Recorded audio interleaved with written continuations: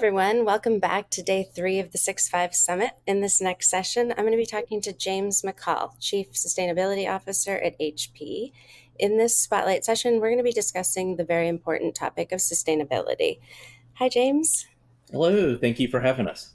Thanks for being here. Okay, I'd love to hear from you just how the sustainability landscape has evolved and grown in recent years, and how has HP responded? It's a great question.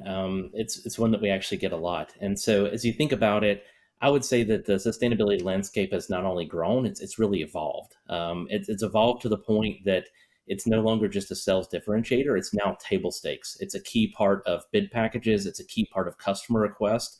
Our customers have been clear that they want their choices, their dollars to make a difference in the world around them. And so, it's become a key part of the way that they write in and ask for activities.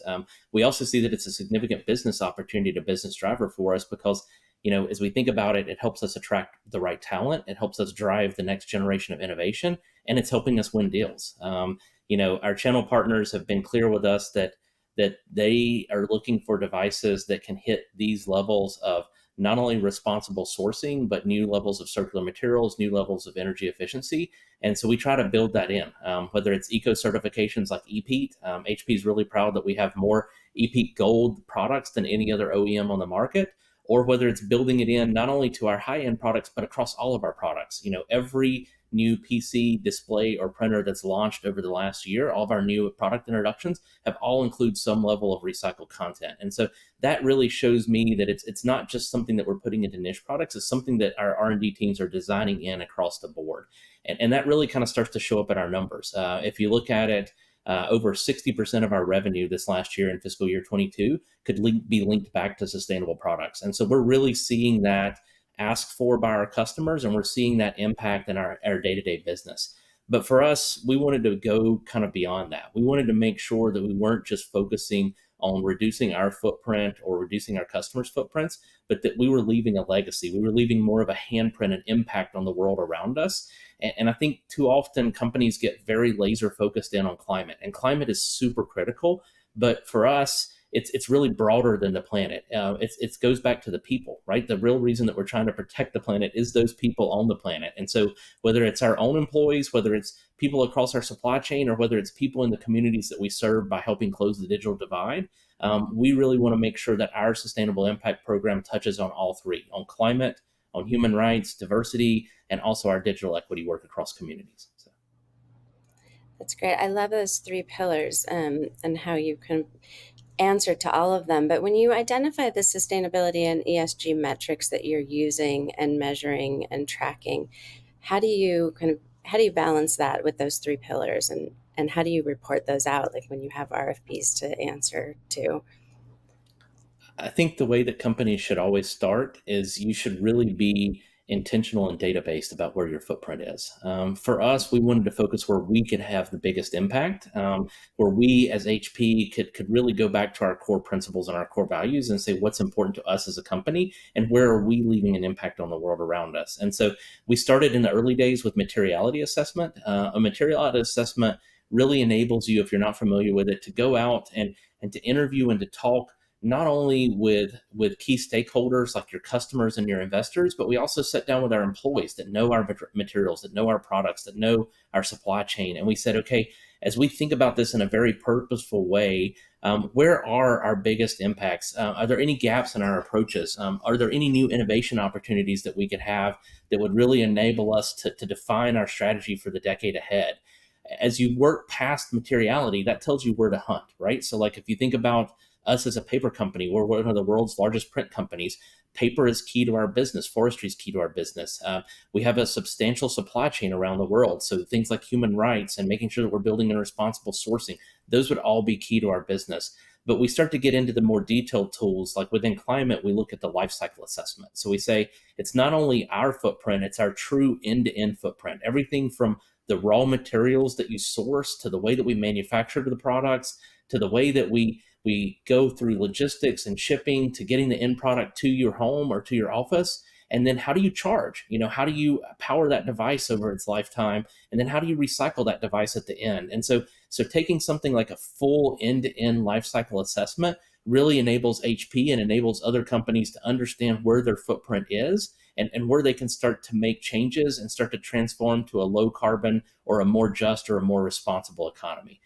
For us, that's really been kind of one of our key drivers, and it's been key to helping us understand like where and how to set our goals. That's the other place I would really kind of leave as a challenge out to other companies is as you think about goals, it's not just looking at your own footprint and your own impact. It's looking at the world around you and saying, okay, what's our fair share? How do we know we're going far enough? And so I think that's where groups and partners like sciencebasedtargets.org, or we do a lot of work in forestry with Conservation International, World Wildlife Fund, Arbor Day, and others. And having these accountability partners, having science-based targets, data-based targets, really enables you to say we're doing the right thing and we're doing our fair share towards a more equitable, just, and sustainable planet. Yeah, so going to that in terms of climate change in particular and measurement, in terms of reducing scope 3 emissions, how do you move from measuring that impact to into actually doing something about it? Well, you touched on the first piece, right? You can't impact what you can't measure, right? And so sitting down with that life cycle assessment, sitting down with our suppliers and understanding their emissions, their footprint, that gave us the data to be able to start. And I would encourage companies, don't be paralyzed by the data. Don't let you know perfection be the enemy of progress. Often directional data is enough to be able to know where to engage because we're working on planet sized problems, right? You don't have to have microscopic data. You need to understand where your big opportunity are. So for us, one of our big opportunities is, nearly 70% of our emissions, 68% comes from our supply chain. And so by having that life cycle impact, being able to understand that our emissions were in the materials, were in the manufacturing, were in the circuit boards, the components, the chassis, the frames around the PCs or the printers, we were able to go in and start to work with those suppliers. And often you'll find that it's not every one of your 1,000+ suppliers. It's a smaller group of your biggest primary suppliers that represent a large part of that footprint. And so we began there, sitting down and understanding what they're doing, helping them see how their footprint links all the way back to the questions that our customers are asking. So if a customer is asking for an EPEAT certification, or they're asking for Energy Star, or they're asking for renewable materials, what role does that supplier play? Getting them involved in the journey, having them understand the role that they play, it makes it more than just a goal. It makes it more than just a number. It becomes something that they can have a personal impact on, and they can see how their changes at their factory can go all the way through to that final customer by helping us get that EPEAT Gold or helping us get that Energy Star Platinum. And so I think by telling that story, by helping the suppliers understand the role they can play, it really brings us all into that journey, because we really feel that sustainability is a team sport, and it's one of those that every little action makes a difference, and those small actions start to add up. I love that. Yeah, sustainability is a team sport for sure. How does your commitment to sustainability translate into wins with customers and specifically in the retail and commercial channels? I think let's start with retail and commercial because that's close to my heart. You know, one of the things that we've done within the channel, we have a program called Amplify, where we engage our 10,000+ channel partners and how we're really kind of going to market. Within Amplify, we actually launched Amplify Impact, which is a sustainability program within that broader Amplify program. And I'm really excited about Amplify Impact because what it enables those channel partners to do is to come on their own sustainability journey.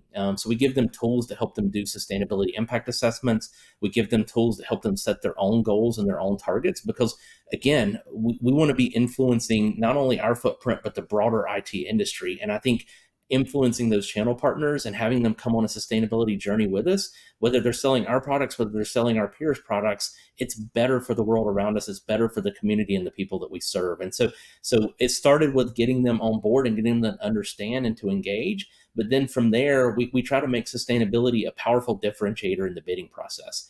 We're seeing more and more that our customers, whether it's governments, whether it's school systems, whether it's large enterprise partners, are writing in some of these specs. We see more people asking for things like EPEAT Gold, for TCO, for Blue Angel in Europe, for a lot of our print devices. It really starts to build back in because customers are realizing, especially in a hybrid world, your energy is no longer just something that happens at the corporate office. It's your own energy at home. It's your own purse that's paying for this, your own wallet that's paying for this. And so people are a lot more aware of their own footprint. And I think that takes us back into our day-to-day customers, right? Our regular customers, whether you're a university student, whether you're a grandmother that's wanting to print out her children's photos, all of those things kind of start to add back in. And so as we think about our day-to-day customers, we want to make it easy for them to make sustainable choices as well. Whether it's something like instant ink, where you can get, highly sustainable water-based ink shipped right to your house,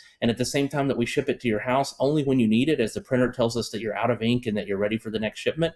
We also provide you the return packaging to be able to send that back to us to recycle.